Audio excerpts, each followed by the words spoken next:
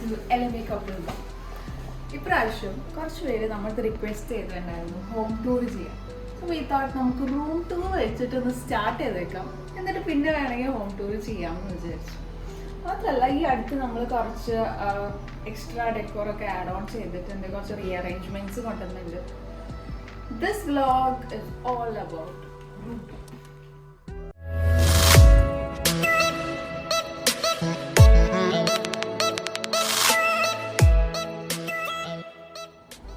Room ടൂറിലേക്ക് കിടക്കുന്നതിന് മുമ്പ് I've got a tip for you.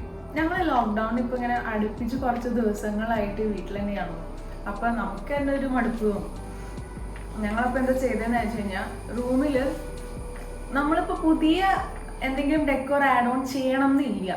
നമ്മുടെ കയ്യിലുള്ള ഫേർണിച്ചർ അല്ലെങ്കിൽ ടേബിൾ, നമ്മുടെ ബെഡ്, ഇതൊക്കെ ഒന്ന് റീഅറേഞ്ച് ചെയ്ത് കഴിഞ്ഞാൽ തന്നെ നമ്മുടെ റൂമിൻ്റെ ഒരു ലുക്ക് മൊത്തത്തിൽ മാറും. സോ നമുക്ക് തന്നെ ഒരു പുതുമ തോന്നിക്കാൻ you can do one thing. നിങ്ങളുടെ ബെഡ്റൂം ഒന്ന് റീഅറേഞ്ച് ചെയ്യാം.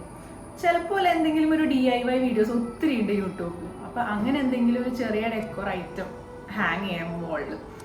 ഇതൊന്നും അല്ലെങ്കിൽ നിങ്ങളുടെ ലിവിങ് റൂമിലെ സോഫ സെറ്റ് ഒന്ന് റീഅറേഞ്ച് ചെയ്ത് വെക്കാം.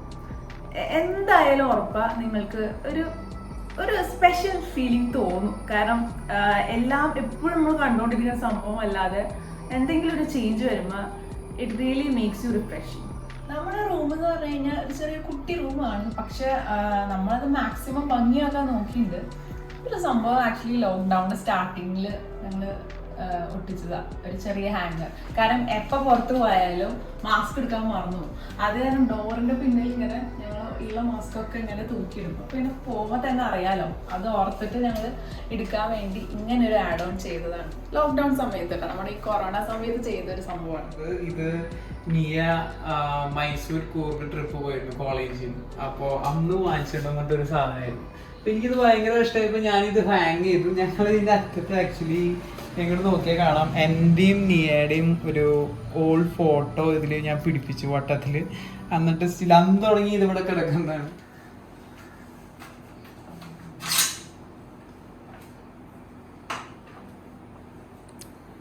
ഇത് വളരെ റിസ്ക് എടുത്തിട്ട് ഞാൻ കൊറിയന്ന് കൊണ്ടുവന്നതാണ്. കാരണം ഇതിന്റെ ഷേപ്പ് കണ്ടിട്ട് അവർ സ്കാനറിൽ ഇട്ടിട്ട് പിടിക്കുമെന്ന് വിചാരിച്ചിട്ട്. ആക്ച്വലി ഇത് മരമാണ്, ഒറിജിനൽ വാളല്ല. അതുകൊണ്ട് ഞാൻ ഫുൾ ഡിസ്മാൻഡിൽ ചെയ്ത് പല ഭാഗങ്ങളിലൊക്കെ വെച്ചിട്ടാണ് ഇവിടെ കൊണ്ടുവന്ന് വീണ്ടും അസംബിൾ ചെയ്തെടുത്തത്. നമ്മുടെ റൂമിൽ അടുത്ത ഹാങ്ങിങ് ആണ് ഈ വൈറ്റ് ഡ്രീം ക്യാച്ചർ. ഇത് ഞാൻ DIY ആയിട്ട് എനിക്ക് കുറച്ചും കൂടെ ബൊഹേമിയൻ ഡിസൈൻസിനോട് ഒരു പ്രത്യേക ഇഷ്ടപ്പെട്ടു. അപ്പോൾ എൻ്റെ പിൻട്രസ്റ്റും അതിലൊക്കെ നോക്കിയാൽ ഫുൾ ബൊഹേമിയൻ ഡിസൈൻസാണ്.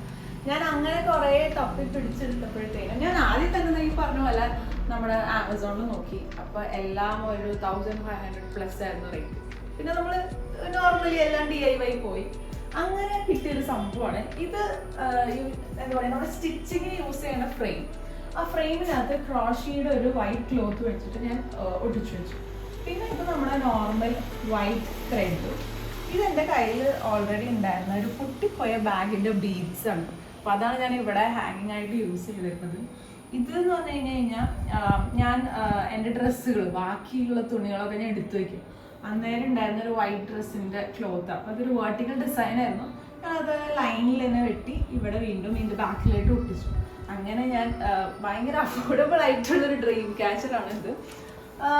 ഇൻ കേസ് നിങ്ങൾക്ക് ക്രോഷി വർക്ക് അറിയാമെന്നുണ്ടെങ്കിൽ ഒരു കുഴപ്പമില്ല. കാരണം ഞാൻ ഇതിനാകെ ചിലവാക്കുന്നത് ഈ ക്ലോത്ത് മേടിക്കാൻ വേണ്ടി മാത്രം. ക്രോഷി നമുക്ക് സ്വന്തമായിട്ട് ചെയ്യാൻ അറിയുമെങ്കിൽ അതും ലാഭിക്കാം.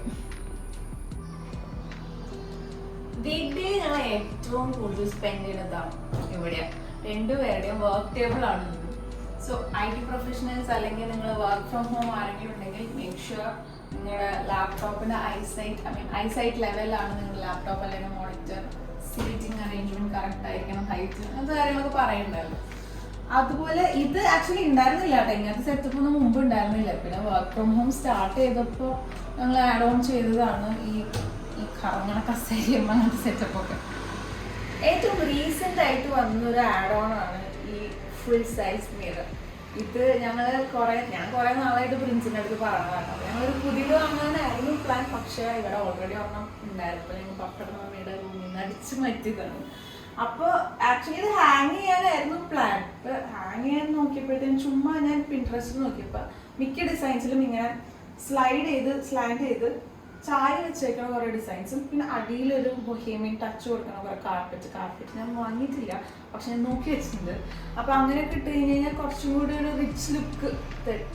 ഈ ലൈറ്റ്സ് നമ്മൾ ഈ നെറ്റഡ് ബോളായിട്ടുള്ള ലൈറ്റ്സ് മേടിച്ചത് ബാംഗ്ലൂരിൽ നിന്നൊരു സ്റ്റോറിൽ നിന്നാണ്. പിന്നെ ഈ സ്റ്റാറിൻ്റെ ലൈറ്റ്സ് നിങ്ങൾ എല്ലാവരും കണ്ടിട്ടുണ്ടാവും.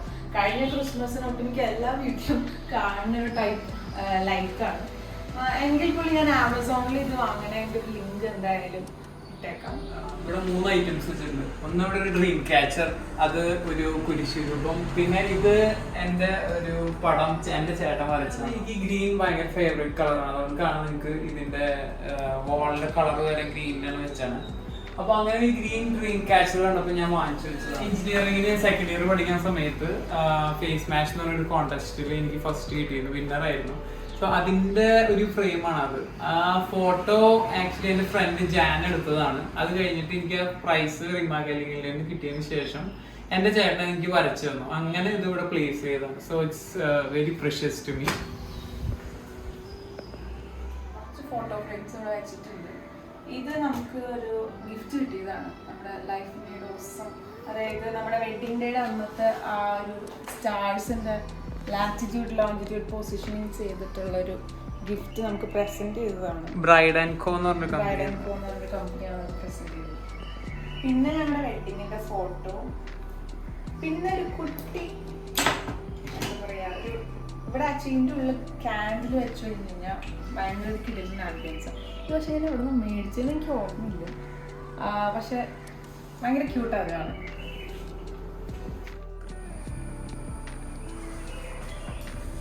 നമ്മുടെ റൂമിന്റെ ഒരു ഹൈലൈറ്റ് തന്നെയാണ് ഈ വാൾ.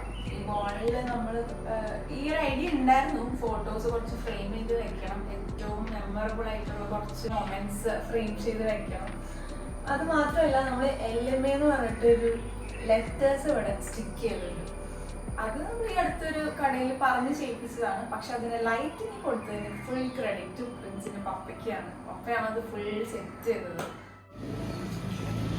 ഇതിന് ഫോട്ടോസിനെ പറ്റി പറയുകയാണെങ്കിൽ നമ്മുടെ പ്രൊപ്പോസൽ ഫോട്ടോ, പിന്നെ മനസ്സമ്മതത്തിൻ്റെ ഫോട്ടോ, വെഡിങ്ങിന് പള്ളിയിൽ വെച്ചെടുത്ത ഫോട്ടോ, പിന്നെ കുറച്ച് നമ്മുടെ പ്രീ വെഡിങ് ഷൂട്ടിൻ്റെ ഫോട്ടോസാണ്.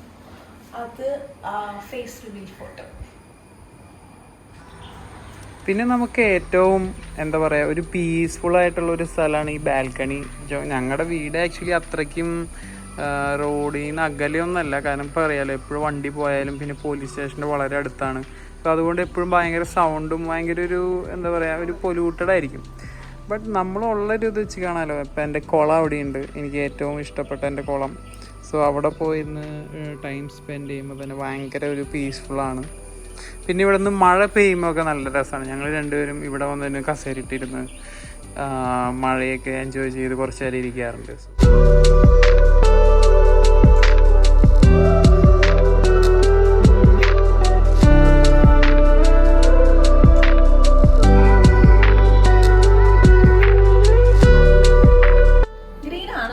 ഏറ്റവും ഫേവറേറ്റ് കളർ, അതുകൊണ്ട് തന്നെ നിങ്ങൾക്ക് റൂമിൽ മിക്ക സാധനങ്ങളും നോക്കിയാൽ കാണാം, ഒട്ടുമിക്ക എല്ലാം ഗ്രീൻ കളറായിരിക്കും.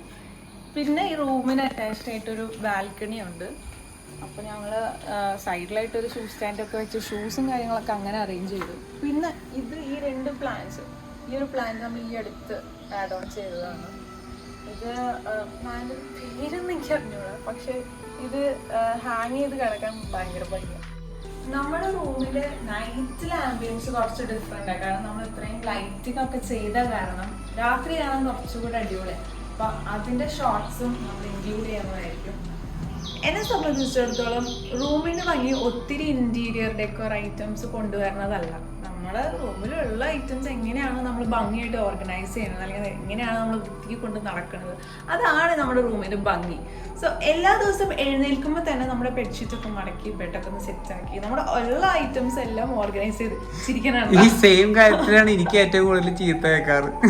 ഞങ്ങൾ എപ്പോഴും തല്ലുകൊണ്ടാറുള്ളത് അത് തന്നെയാണ്. അപ്പൊ ഞാനിങ്ങനെ എല്ലാം ഒതുക്കി വെക്കും, ഇവൻ അതിന്റെ സൈഡിൽ കൂടെ എന്തെങ്കിലും ഇട്ട് വരും.